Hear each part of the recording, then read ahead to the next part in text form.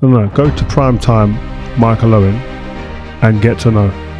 The Beckham documentary is dropped, and I think there's a lot of young people going, was he that good? I didn't know he was that good, or he was that big of a star. Michael Owen was a child prodigy, teenage prodigy. Came out of nowhere, bang, as like a 13-year-old, 14-year-old. England under 15 schoolboys on TV. Scored a wonder goal, dribbling past loads, scored on TV at Wembley, by the way. The first time I met him, wasn't actually a game, it was actually at Lilleshall. It used to be the national school of football where young players used to be selected to go and stay there and live there for 2 years. He was one of those players, so he was one of the best. And I was on trial with England or with West Ham, playing a game against Lilleshall, and we was in a dinner queue on the premises at Lilleshall, and Michael Owen was a year younger than me, and he comes into the dinner hall, and it's like everyone's going, "There's Michael Owen, there's Michael Owen." That's what he was at 14 years old. Like, he was the man. Like, everyone was like, this guy's the hottest thing since sliced bread. And then all of a sudden, it's like he gets in the first team with Liverpool, scores in his debut against Wimbledon, comes on and scores. I think he puts it bottom corner, and it's like no one's surprised.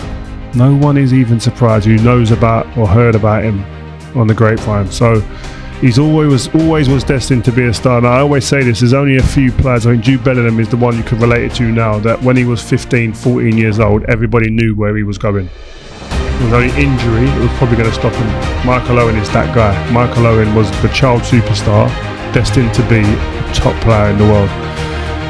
But then he translates the form and the way he dismantled everything before him as a young kid. From Sunday League football to schoolboy football in Liverpool, he translated that into the first team immediately, at club level and international level. So he goes into Liverpool, smashing it.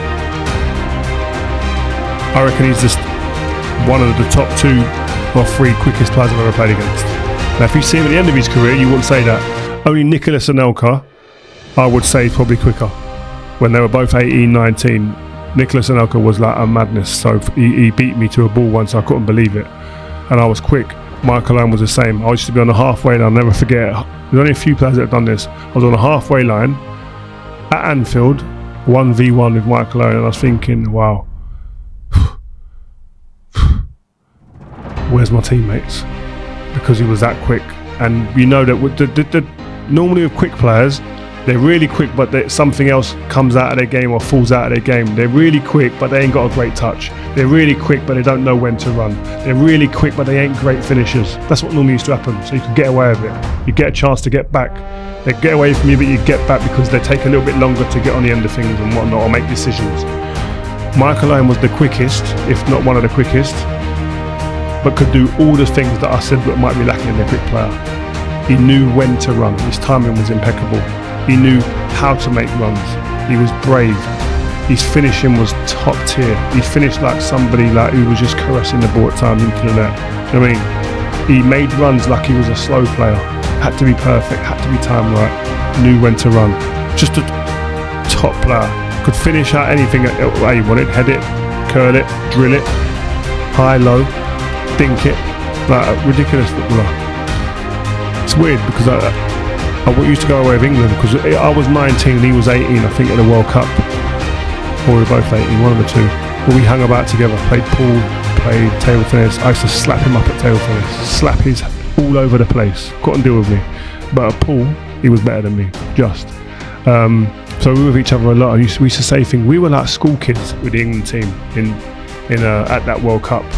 Because World Cup 98 in France, like, it was unbelievable. We're sitting there and Michael Owen, we used to do football training and think that Michael Owen's not one of the best young players around. Like, the world didn't know about him properly yet, but he's one of the best players around. If you knew, you knew. Best young kids.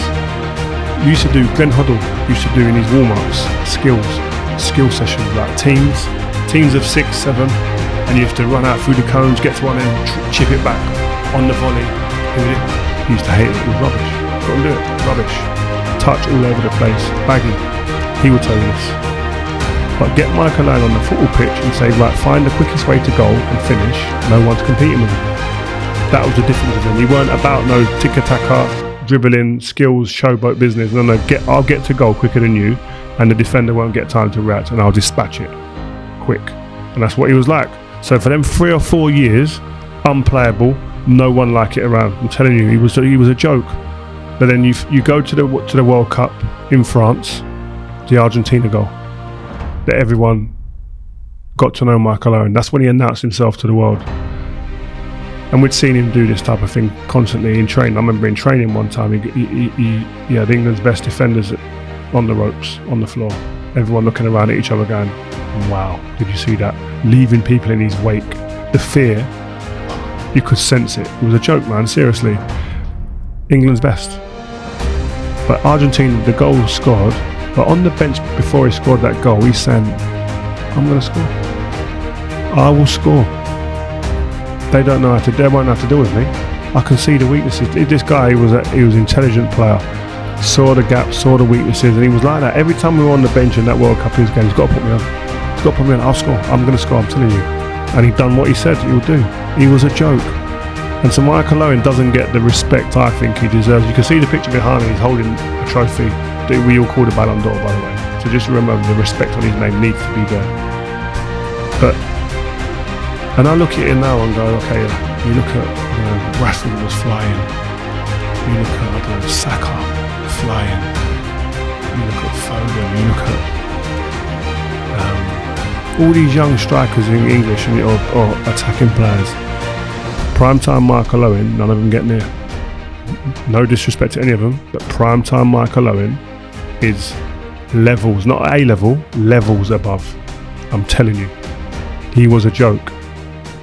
So you got to go and just watch him on some of them old tapes, man, and just watch what he used to do.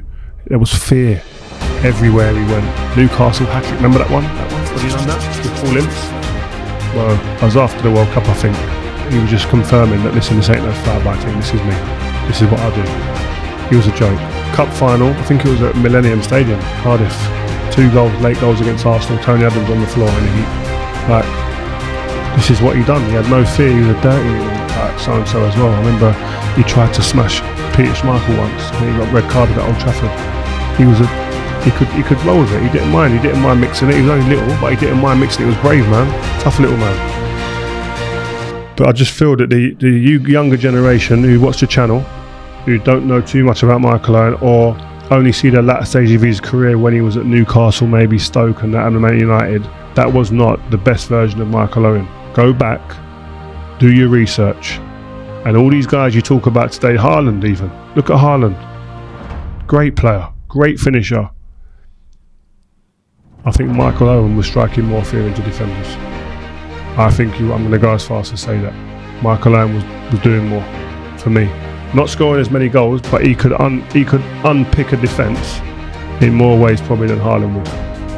Michael Owen could dribble with the ball, run past people with pace, run from the halfway line, score the toe poker tap-ins in and around the penalty box, score the headers. He could do the lot. I'm going as far as to say that I think he might have been harder to play against than Haaland. And I haven't played against Haaland, so it's a bit difficult to say that. But I'm presuming once I've played against both of them and looking at the styles, me personally, the way I played, I think Michael Owen's a harder player to play against for me than Haaland, who's the best number 9 in our league right now.